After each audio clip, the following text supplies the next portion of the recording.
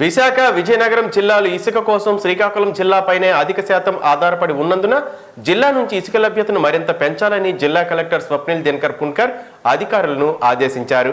ఇసుక లభ్యత, ధరలు, అక్రమ రవాణా, ఇతర ఫిర్యాదులపై ఆయన కలెక్టర్ కార్యాలయంలో జాయింట్ కలెక్టర్ ఫర్మాన్ అహ్మద్తో కలిసి సమీక్ష నిర్వహించారు. సమీక్షలో పాల్గొన్న ట్రాన్స్పోర్టర్లు, రీచ్ నిర్వాహకులు, బిల్డర్లు, సర్కిల్ ఇన్స్పెక్టర్లతో మాట్లాడి అభిప్రాయాలు తెలుసుకున్నారు. రవాణా, తవ్వకం, వ్యయభారం వినియోగదారులపై ఎక్కువగా పడకుండా చూడాలని స్పష్టం చేశారు. జిల్లాల్లో ఇసుక ధరలపై తరచుగా సమీక్షించాలని, ఇసుక సమస్యలపై టోల్ ఫ్రీ 1800-425-6012, వాట్సాప్ నెంబర్ 9701691657ను సంప్రదించడం ద్వారా వివరాలు అడిగి తెలుసుకోవచ్చని అన్నారు. ఇసుక సరఫరా ఎదురవుతున్న ఇబ్బందులపై ప్రజల నుంచి మరిన్ని వివరాలు తెలుసుకునేలా వ్యవస్థ పనిచేయాలని ఆదేశించారు.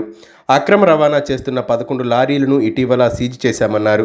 నిబంధనలు పాటించకపోతే మరిన్ని కేసులు నమోదు చేస్తామని, నిబంధనలు పాటించని రీచ్ల నిర్వహణ సంస్థల్ని బ్లాక్ లిస్టులో పెడతామని హెచ్చరించారు.